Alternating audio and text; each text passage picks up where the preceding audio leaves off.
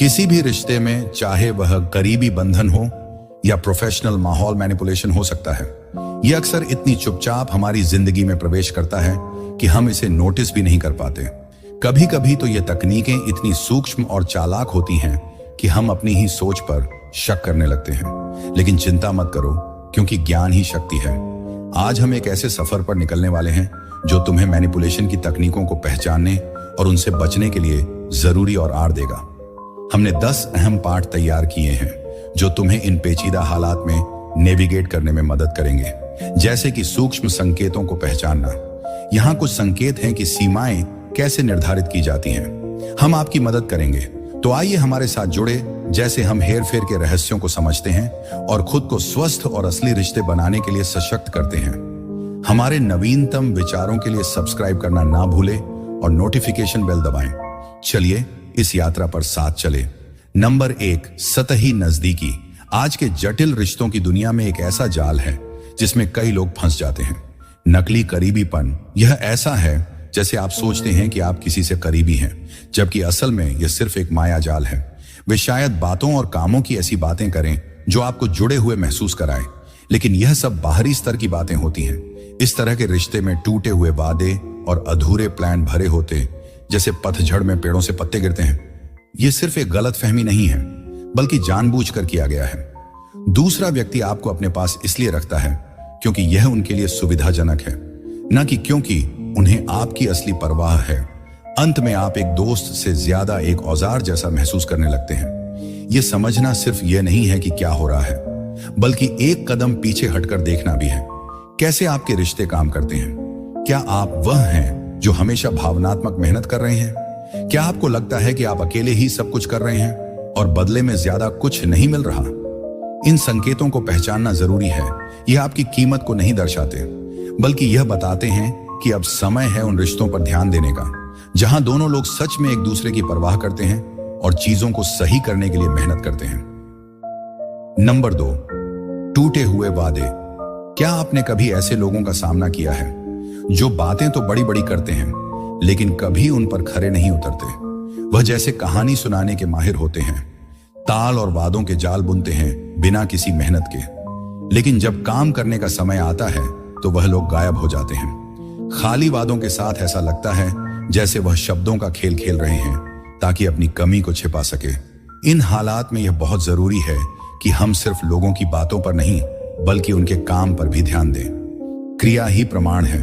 उनके काम बताते हैं कि वह सच में क्या सोचते हैं और कितने समर्पित हैं। जब कोई बहुत सारे वादे करता है लेकिन उन्हें पूरा नहीं करता, तो अक्सर यह एक चेतावनी होती है। ये देखो कि क्या यह एक ट्रेंड बनता जा रहा है। जब कोई व्यक्ति आपको महत्वपूर्ण मौकों पर निराश करता है, तो यह सोचना ठीक है कि क्या वह सच में ईमानदार है। ऐसा समझकर आप अपने आप को यह चुनने की ताकत देते हैं कि आप अपने करीब किसे लाना चाहते हैं। आपका समय और आपकी भावनाएं कीमती हैं, इसलिए इन्हें उन लोगों के लिए बचाएं जो सिर्फ ईमानदारी से बात नहीं करते, बल्कि अपने कामों से भी इसे दिखाते हैं। नंबर 3, अपने भावनाओं या जरूरतों को नजरअंदाज करना। आप इसे तुरंत नहीं समझ पाएंगे, लेकिन जब कोई लगातार आपकी भावनाओं और जरूरतों को नजरअंदाज करता है, तो ऐसा लगता है जैसे आप भारी बोझ उठा रहे हैं। यह बोझ बढ़ता जा रहा है, जैसे वह तुमसे मजाक कर रहे हैं। जब तुम बात करते हो तो ऐसे दिखाते हैं जैसे सुन नहीं रहे, या जब तुम उदास होते हो तो मानो तुमसे कोई मतलब ही नहीं है। यह सिर्फ उनकी लापरवाही नहीं है, बल्कि वह जानबूझकर ऐसा कर रहे हैं ताकि तुम्हें कंट्रोल कर सके, जो कि सही या सम्मानजनक नहीं है। वह तुम्हारे भावनाओं को कंट्रोल करने लगते हैं, तुम्हें ऐसा महसूस कराते हैं कि तुम अनदेखे हो और तुम्हारी कोई अहमियत नहीं है, जबकि वह तुम्हारी इच्छाओं को नजरअंदाज करते हैं। यह तुम्हारे रिश्ते में एक बड़ा चेतावनी संकेत है। इसे रोकने के लिए अपनी आंतरिक आवाज को सुनो, वो जो तुम्हें बताती है अगर वह आपकी जरूरतों को लगातार नजरअंदाज कर रहे हैं तो कुछ तो गड़बड़ है। शायद आपको अपने रिश्ते पर फिर से सोचना चाहिए। ऐसे लोगों के साथ रहिए जो सच में आपकी बात सुनते हैं और आपको समझते हैं। रिश्ते में दोनों का योगदान होना चाहिए, सिर्फ उनकी खुशी पर ध्यान नहीं देना चाहिए।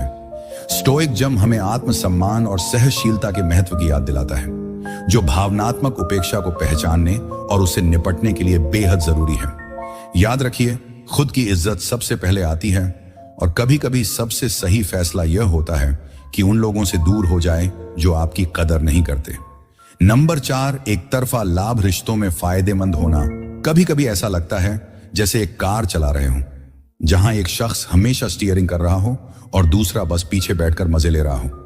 एक तरफा फायदा ऐसे है जैसे आप ही अकेले पेट्रोल भरते हो, मरम्मत के लिए पैसे देते हो और रास्ता तय करते हो, जबकि दूसरा शख्स बस सफर का आनंद ले रहा हो बिना किसी मदद के। सोचिए, हमेशा वही शख्स होना जो रिश्ते में मदद करता हो, समय देता हो या सपोर्ट करता हो, लेकिन जब आपको जरूरत होती है तो कोई मदद नहीं मिलती।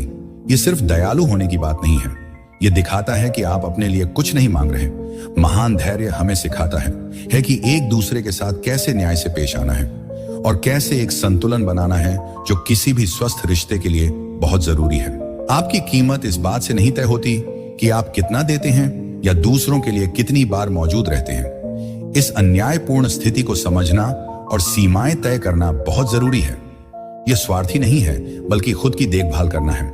याद रखें, आप केवल इस्तेमाल होने के लिए नहीं हैं, आपको सम्मान और समान प्रयास का हक है। ऐसे लोगों के साथ मत रहिए जो सिर्फ अपने बारे में ही सोचते हैं। आपको एक ऐसे दोस्तों का समूह चाहिए जो एक दूसरे का समर्थन करें। यही तरीका है जिससे आप जीवन में आगे बढ़ सकते हैं और सीख सकते हैं। नंबर 5, जब कोई अपनी मर्जी हासिल करना चाहता है तो वह आपको गिल्टी महसूस कराते हैं। गिल्ट उनके लिए एक हथियार होता है। यह जैसे एक चालाक खेल है जिसमें आपको ऐसा महसूस कराया जाता है कि आप उन पर हमेशा कुछ न कुछ उधार रखते हैं। वे ऐसी बातें कह सकते हैं जैसे मैंने तुम्हारे लिए कितना किया, या क्या तुम्हें मेरी परवाह नहीं है, जिससे हर छोटी मदद को एक बड़े कर्ज की तरह दिखाया जाता है जिसे आपने लिया नहीं था। यह सब इसलिए है ताकि आप हां कहने से पहले ही गिल्टी महसूस करें। तुम्हें किसी को भी अपना समय या ऊर्जा देने की जरूरत नहीं है, बस इसीलिए कि वह चाहते हैं। पहले अपने बारे में सोचना बिल्कुल ठीक है। जब जरूरत हो नहीं कहना भी बहुत जरूरी है। यह अपने हदों को जानने और खुद की इज्जत करने की बात है। तुम्हारी दयालुता किसी पर एहसान नहीं है, सिर्फ इसलिए कि वह तुमसे ऐसा करने के लिए कह रहे हैं। स्टोम हमें सिखाता है कि दूसरों को यह तय नहीं करने देना चाहिए कि हमें कैसा महसूस करना चाहिए। जब कोई तुम्हें दोषी महसूस करवाने की कोशिश करे ताकि तुम उनकी मर्जी से काम करो, तो वह तुम्हारी भावनाओं पर नियंत्रण पाने की कोशिश कर रहा है। ऐसा मत होने दो। एक पल लिए रुके और खुद से पूछे कि क्या मैं यह कर रहा हूं क्योंकि मैं सच में चाहता हूं या क्योंकि मुझे ऐसा करना जरूरी लग रहा है।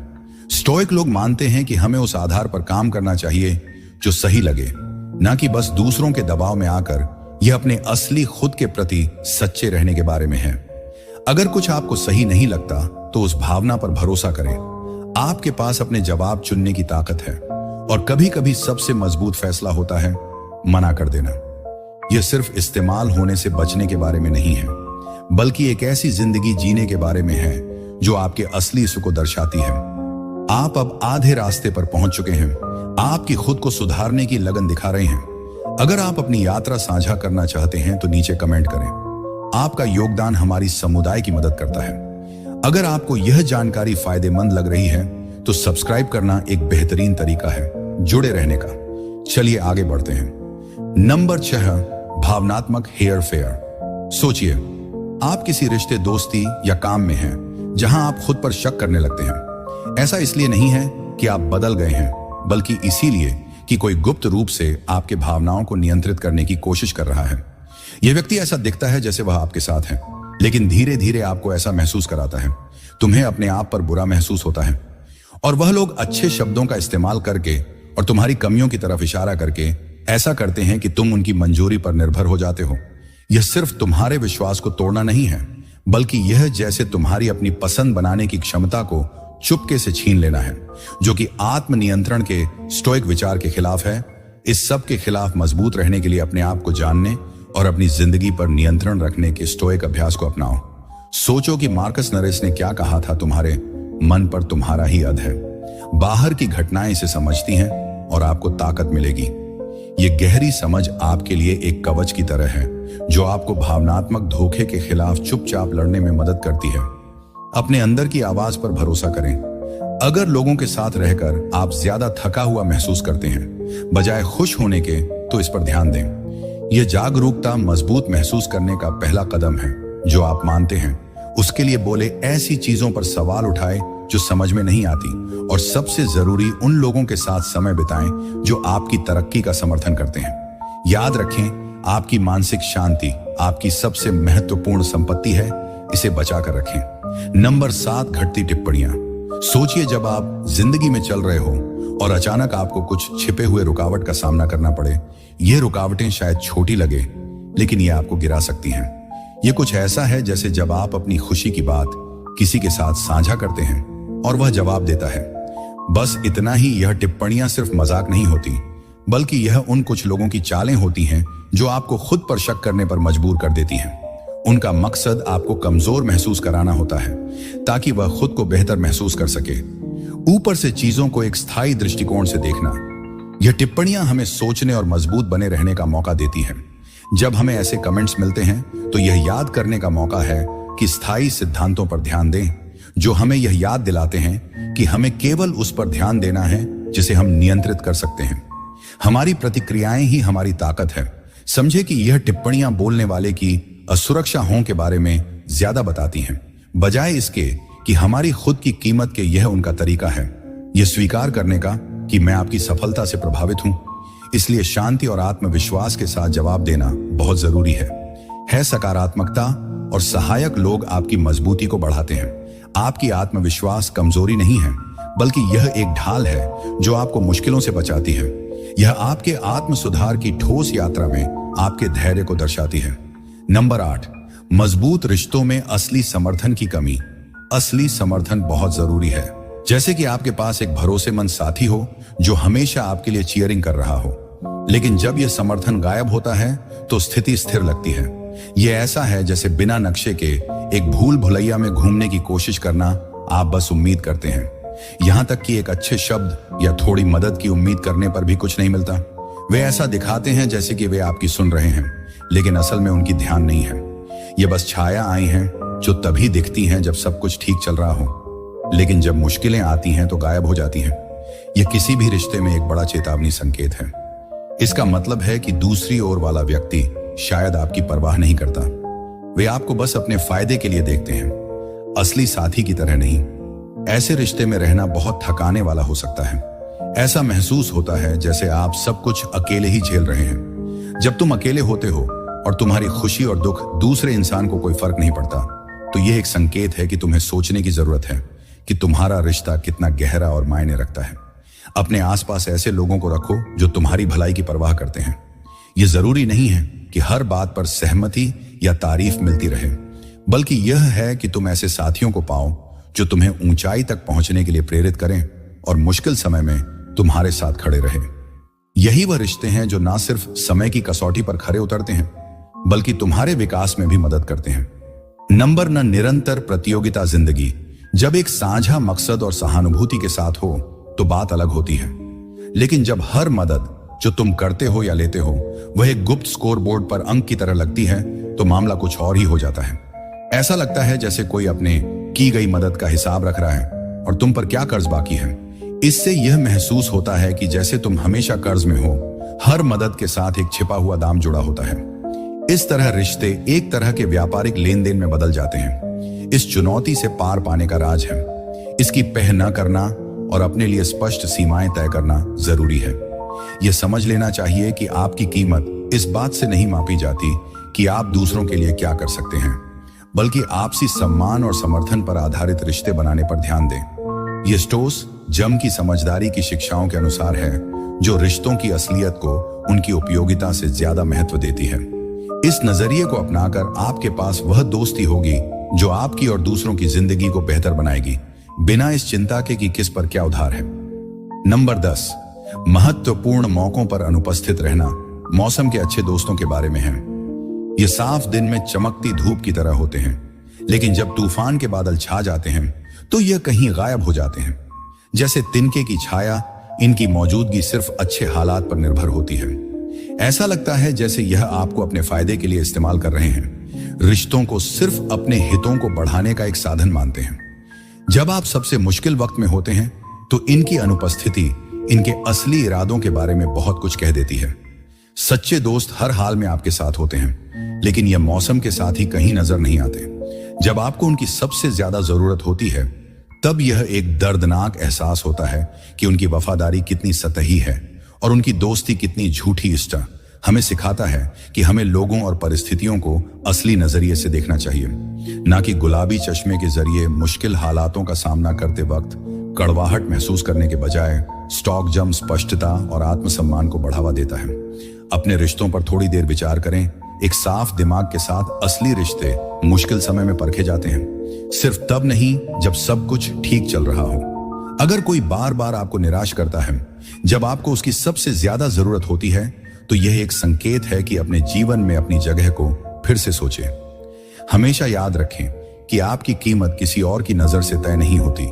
उन लोगों के साथ रिश्तों को मजबूत करने पर ध्यान दें जो हर हाल में आपका साथ देते हैं, सिर्फ तब नहीं जब सब कुछ ठीक हो। सारांश में याद रखें कि आप दूसरों के व्यवहार को नहीं बदल सकते, लेकिन आप हमेशा यह नियंत्रित कर सकते हैं कि आप कैसे प्रतिक्रिया देते हैं। अपने भावनाओं को शांति और आत्मविश्वास के साथ व्यक्त करना जरूरी है ताकि आप अपनी आत्मसम्मान बनाए रख सकें। सख्त रहना मतलब है अपनी कीमत को जानना और इज्जत से पेश आने की मांग करना। दूसरों को अपने ऊपर चढ़ने देना सिर्फ रिश्तों को सुधारने का सफर नहीं है, बल्कि यह सुनिश्चित करना है कि आपकी आवाज सुनी जाए और उसका सम्मान किया जाए। आपके भावनाएं, विचार और मूल्यों की अहमियत है और आपको उसी तरह से व्यवहार मिलने का हक है। हम आपकी भागीदारी की कद्र करते हैं। अगर यह संदेश आपके दिल को छूता है तो कृपया लाइक करें, सब्सक्राइब करें और नोटिफिकेशन ऑन एन करें। आपका समर्थन हमें ऐसा कंटेंट बनाने के लिए प्रेरित करता है जो व्यक्तिगत विकास और रिश्तों में समझ को बढ़ावा देता है। याद रखें, ज्ञान तब सबसे प्रभावशाली होता है जब इसे साझा किया जाए और लागू किया जाए। नीचे कमेंट्स में अपने विचार और अनुभव शेयर करें ताकि हम एक ऐसा समुदाय बना सकें जहां हम सब मिलकर सीखें और बढ़े। इस यात्रा में हमारे साथ शामिल होने के लिए धन्यवाद। स्टॉक विचारधारा की मदद से मजबूत बने रहें, सजग रहें और व्यक्तिगत विकास के लिए प्रयास करते रहें।